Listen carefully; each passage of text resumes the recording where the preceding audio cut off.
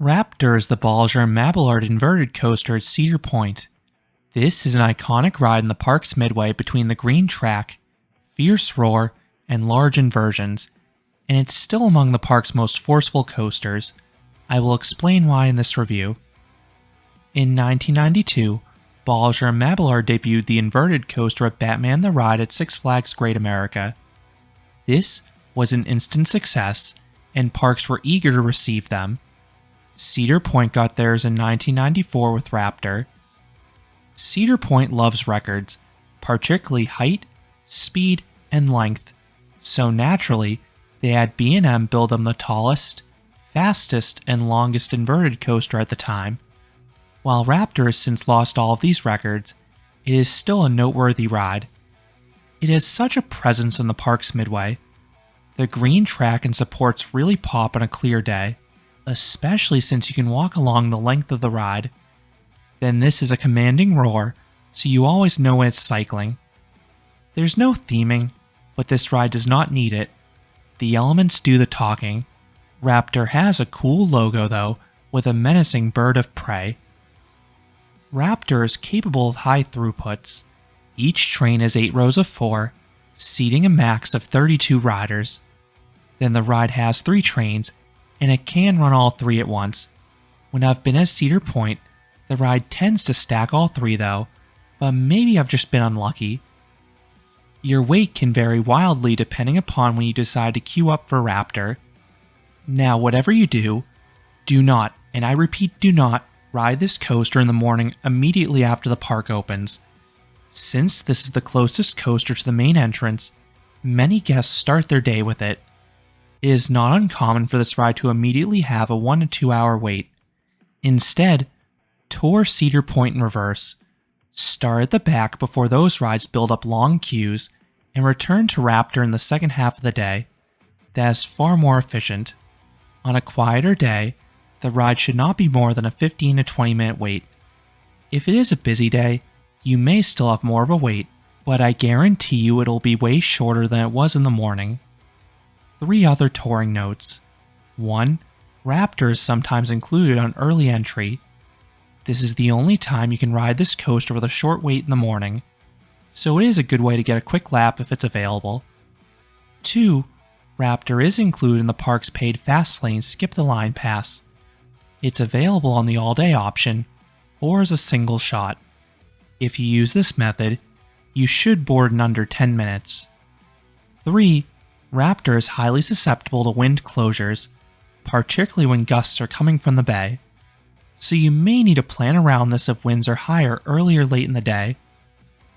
Depending how busy the park is, there may be a grouper in the station, but they will usually honor row requests if there's a specific spot you want to sit. I typically split my rides evenly between the front and back.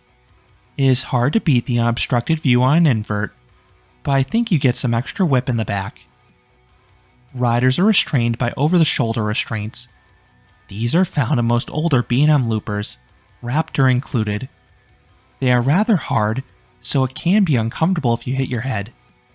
Fortunately, Raptor is relatively smooth. However, I would recommend leaning forwards for much of the ride as a mitigation. Then there are 1 or 2 spots where you'll really need to watch out, and I'll point those out in a bit. Once dispatched, you have a small dip left out of the station. You then ascend the 137-foot or 42-meter tall lift hill. At the top, you have a great view overlooking the midway and water.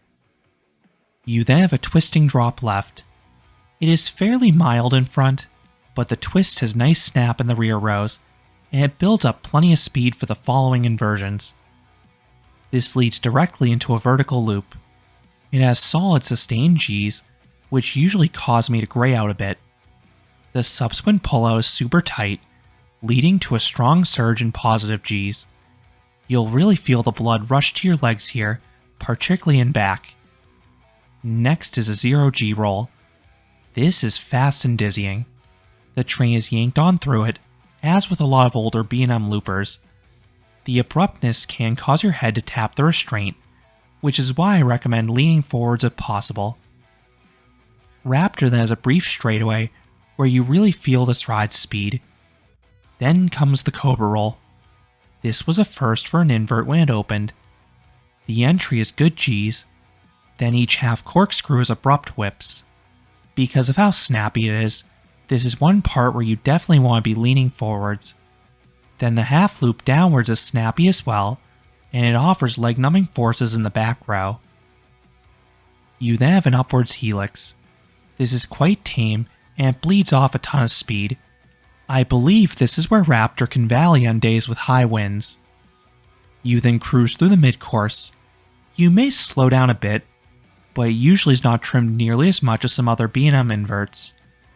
Next is a twisting drop downwards. The end of it rebuilds considerable G's. Immediately afterwards, you have a corkscrew. This is very snappy, as you are flung sideways in a second.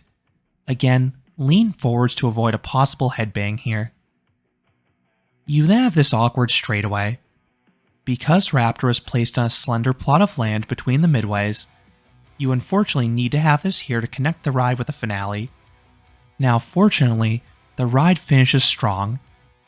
There's a small dip followed by another good corkscrew. This one is a tad less whippy, but is still quite wild. Then comes a 540-degree downwards helix. This offers great G's, and my legs are always tingling by the end of it. It is a super forceful element. You then have a left-hand turn into the brakes, and you really need to brace yourself here.